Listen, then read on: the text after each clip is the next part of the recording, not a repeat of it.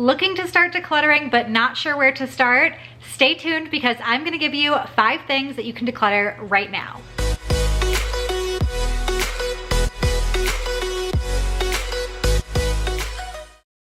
Hey everyone, my name is Sophie from Sophisticated Organization. Welcome back to my channel, or welcome if you're new here. In today's video, I'm going to share with you 5 things that you can declutter from your home right now. I'm extra excited because today's video is in collaboration with my friend Charlotte from Charlotte's Minimalism Journey. If you have been enjoying some of my decluttering content, you are really going to enjoy Charlotte's channel. She has lots of decluttering videos over there as well. No buy and low buy content, which I really like watching. I loved watching her no buy last year and her journey with that. So the two of us have teamed up together for this video. I'm gonna give you 5 tips and things you can declutter right now, and she's gonna give you 5 more. So together you'll have 10 things and 10 actions you can take right after watching both of our videos. But if you guys are ready for it, let's jump right into the first thing that you can declutter from your home right now. The first thing is anything that's uncomfortable for you to wear. That includes clothing, but it also includes your shoes. I don't know if it's because I have spent so much more time at home over this past year and I've gotten used to my comfy yoga pants and my slippers and my sweatshirts, but I have lost a tolerance for uncomfortable clothing and shoes. And I don't think that's a bad thing. There are plenty of options that I have in my closet that are extremely comfortable for me to wear. And I often find myself avoiding those items that are scratchy or cause blisters or whatever it might be. I always think heels are a great example of this. I used to wear heels to work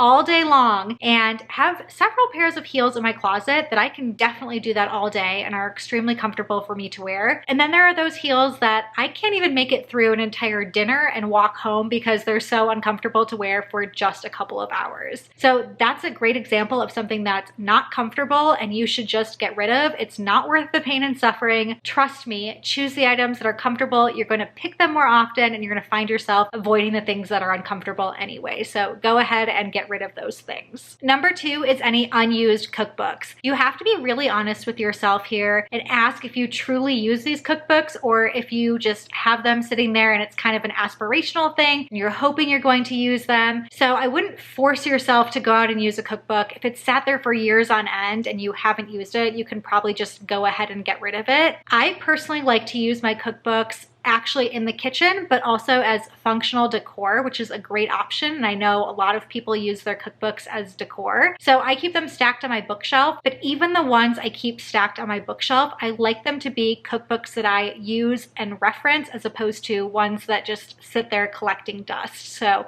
be honest with yourself and ask if you're truly using it or if it's something that you can let go of.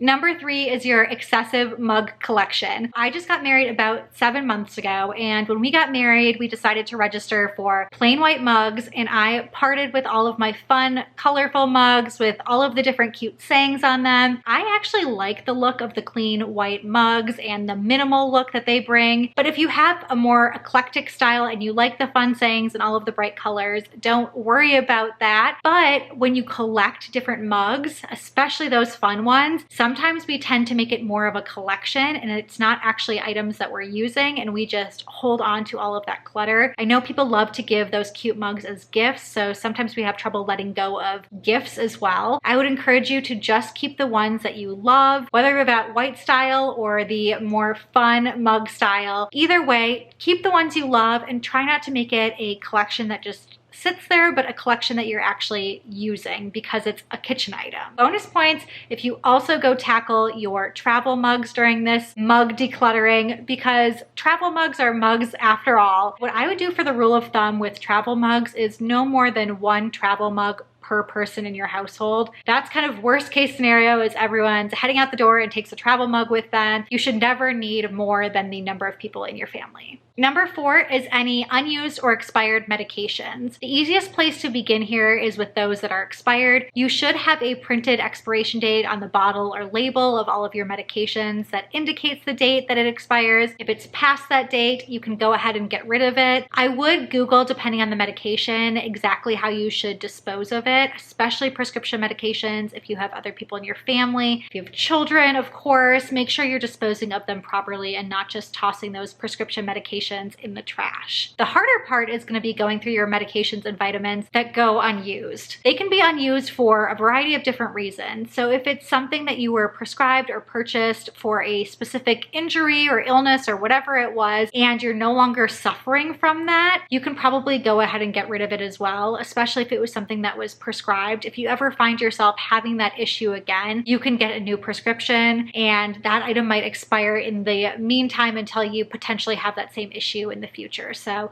get rid of it if it's something that you're no longer dealing with. Vitamins especially can be an item that we hold on to and hope that we're going to use and don't use them. So if you bought, a multivitamin and you truly never take it and you know you're never going to take it, unfortunately, I would say just get rid of it if you truly, truly know you're not using it. Of course, try and find a way to get that multivitamin in or change your diet up a little bit so you're getting all the nutrients you need. But again, medications and vitamins that go unused, you can for sure get rid of. Last but not least is old or extra linens. This should include your rags, your bedding, and your towels. Let's start with rags first. Now, of course, with rags, sometimes you prefer to have the old kind of dingy rags for cleaning, and that's perfectly fine to hold on to a few of those. I would kind of rotate them out as they start to really get old and gross, but having a few old cleaning rags is totally fine. Try and limit that number to just a few. They're all machine washable, so you should be washing them on a regular basis anyway and not collecting a bunch of dirty rags. So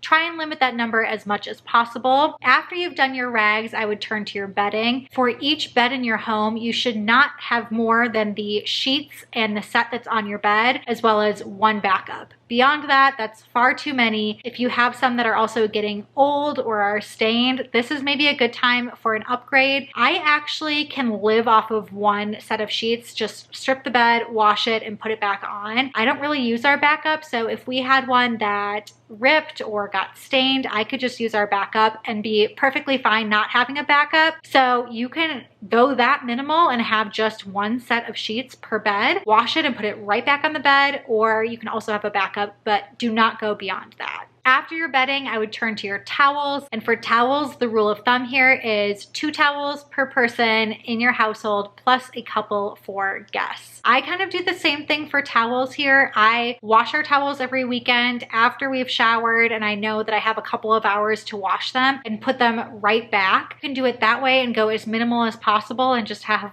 1 towel per person in your household and maybe a couple of extras as they get old that you can replace them or have on hand for guests. But don't go beyond that 2 per person in your house, as well as a couple for guests. That's it for the 5 things that you can declutter right now. If you're looking for 5 more things, please make sure to head over to Charlotte's channel. I will include everything in the description box below for her channel and her video where she's sharing 5 more things that you can declutter right now. If you're new and you came over from Charlotte's channel, I would love if you stayed and you subscribed to my channel. Leave a comment introducing yourself and saying hello. If you like this video, please give it a thumbs up, and until next time, I will see you guys later.